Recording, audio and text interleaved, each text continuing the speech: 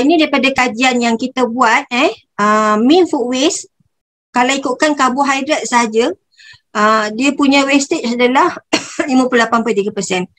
Protein paling banyak. I don't know why. Maybe sebabkan tekstur, suhu, tapi protein menyumbang kepada 68.3% food waste kalau per item lah. Jadi erti kata lain kan, macam baik tak payah serve protein, tapi kita tak boleh lah buat macam tu kan, sebab protein tu is one of the macronutrient yang sangat penting dalam cancer patient. So kita kena find a way macam mana kita nak incorporate protein ni supaya patient boleh makan dan orang kata boleh konsum dengan baik. Sayur nombor 3 paling tinggi. Okay, sup dan kuih ni serta-serta kuih lah sebenarnya 63.3%, and then fruit or dessert itu yang paling less wastage yang dihasilkan. So secara overall finding mendapati yang percentage of wastage tu lebih kurang dalam 57.3%. So melalui graf ni okay, kita tengok daripada segi kepelbagaian tu hanya 33.3% pesakit tak puas hati. Daripada segi porsi 20% pesakit yang tak puas hati. Aroma paling tinggi yang paling tak puas hati. Ini biasa berkait dengan bau lah, dan saya tak heran sebab cancer patient, apa-apa saja jenis cancer patient, biasanya dia punya smell punya deria tu, deria bau dia akan altered due to the treatment, due to the condition dia sendiri. So memang kita expect patient memang tak akan banyak tak kepuasan hati pada aspek aroma. And then begitu juga dengan tekstur 53.3%, yang mana tekstur ni sendiri kadang-kadang maybe ada certain macam saya cakap tadi lah, food preference dia. Food preference ni tak semestinya daripada segi variety tau. Maybe dia suka jenis yang kata macam nasi masak lembut sikit.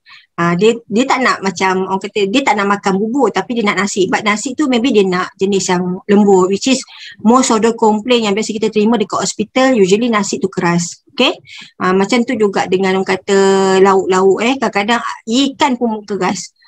So maybe that kind of orang kata factors yang menyebabkan dia tak puas hati dengan tekstur makanan yang dihidangkan di hospital. Okay, so daripada simple survey yang kita buat tu, 60% of patients sebenarnya bring food from home. And then 86.7% patient dia prefer to or feel comfortable to bring food from home.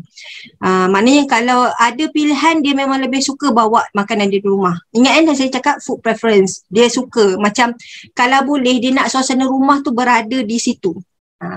So this is actually nampak macam ngada-ngada tapi no, that is the fact. Okay, dia kalau boleh dia nak mimicking, kalau boleh dia nak jadikan buat tu as a kata macam kat rumah dia. Comfortable macam that is a comfort, memberi keselesaan. Dalam pada banyak pelbagai variety yang kita serve tu, 46.7% patient still not satisfied with lunch serve, and 33.3% are not satisfied with dinner serve. Maybe daripada segi pilihan. Yang the rest di bawah tu adalah orang kata keterbalikan daripada yang atas tadi itulah, daripada graf. So dalam comfort food innovation ni, idea dia kita offer food variation. Okay, actually kita come up dengan 2 types of comfort food. Satu yang provide 500 to 600 kilocalorie, yang kita kenali sebagai comfort A, dan dia provide 25 to 30 gram protein. And another set is a comfort B, 900 to 1000 kilocalorie, yang akan provide 45 to 50 gram protein. So untuk comfort food tu sendiri kita provide 2 variety. Okay, 2 variety. So justification ni kenapa kita buat macam tu, sebab mean energy and protein intake in cancer patients was between 1200 kilocalorie to 1400 kilocalorie and 45 to 68 gram respectively. So bila kita patient tu kalau dia tak habis 25%, maksudnya dia tak habis lebih kurang dalam around comfort A punya requirement lah kan. So let's say kalau kata dia tak boleh habis another 50%, it means that dia tak habis dalam around comfort B punya requirement. Okay, so that's why kita try to at least orang kata facilitate untuk dapatkan min energy tu selain dari kita top up dengan ONS yang kita bagi itulah. Okay. And then daripada kajian yang kita dapati daripada yang dijalankan oleh Biro Kualiti, kita dapati di hospital secara purata patient sebenarnya ambil energi sebanyak 800 kilokalori dan protein sebanyak 35 gram protein. Okay, so lesser lagi. Okay, lesser daripada cancer patient tu. So saya rasa dengan orang kata kita provide comfort A dengan comfort B ni should be dia boleh facilitate sekurang-kurangnya min energy dan protein intake yang sedia ada. So let's say kalau kata dia boleh habis, kita akan dapat kurangkan food waste. Yang kedua, ONS kita tak membazir lah sebenarnya, sebab ONS tu top up lagi kepada comfort food yang kita provide. So daripada dalam technical spec untuk outsource punya providers, kita ubah daripada 7 kepada 3 to 4 items only. Jadi kita pastikan 3 atau 4 items tadi ni include item macam dessert, fruits, ataupun macam kata kalau karbohidrat, protein tu kita incorporate together. Contoh pilihan yang kita biasa ambil adalah a la carte ataupun western macam tu, dan mixed porridge which is yang senang ditolerate oleh pesakit. Okay. Dan untuk projek ni, prescription of comfort diet ni will be strictly prescribed by dietitian in charge by providing menu card once candidate is identified. Okay, because of sebelum ni untuk secara SOP keseluruhannya, patient kita memang provide kat menu kan, jadi kita asingkan kat menu ni. So maknanya untuk comfort A dengan comfort B ni, kad menu dia dipegang oleh dietitian. Okay, sebab saya rasa semua orang tahu dekat IKN, patient yang masuk ke dalam IKN being seen by dietitian, every one of them. Okay, jadi bila kita semua jumpa patient, jadi kita tahu patient ni macam mana intake dia. We feel like that orang kata comfort food ni dia punya menu better diprescribe oleh dietitian dan better dipegang oleh dietitian untuk dibagi kepada pesakit bila kita identify patient sebenarnya oral intake dia less than 50%, especially yang less than 25%. Okay, so harap-harap benda ni dapat membantu kita punya orang kata pengambilan diet pesakit secara overall, dan kita mampu mengurangkan wastage yang disebabkan oleh patient yang tak dapat nak ambil makanan dengan bagus ni. Benda ni kita baru sampai tahap tahap untuk nak start pelaksanaan untuk comfort A tu. Kita baru lepas uji rasa makanan yang kita nak provide bagi set comfort A dengan comfort B ni tadi.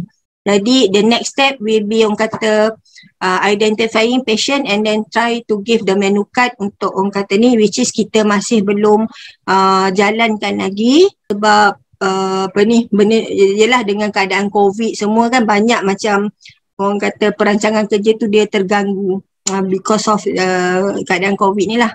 Jadi lepas kita dapat implement secara 90% of this comfort diet, nanti kita akan buat ataupun kita mau tahu pasal patient acceptance toward comfort diet, and then kita nak tahu juga, nak identify the food waste rate among this kind of patient, and then kita cuba nak cari room of improvement. Maksudnya apa lagi strategi yang kita boleh gunakan untuk perbaiki comfort diet ni. Maybe kena consider kata protected meal time ke, ataupun kita panggil service main order. Okay, so tengoklah macam mana kalau boleh dijalankan secara praktikal.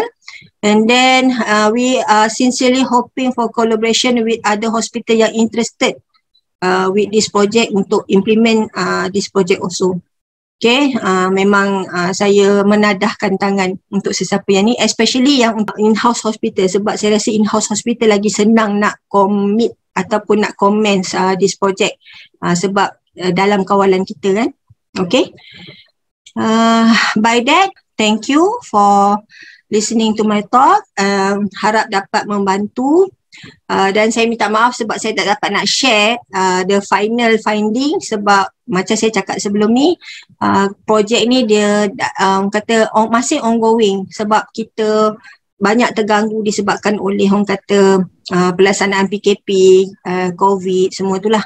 Okay, jadi bila kita nak berkolaborasi dengan syarikat kata outsource ni, kekangan daripada segi masa diorang, kita nak bincang sama tu agak memainkan orang kata salah satu faktor yang benda ni jadi delay lah.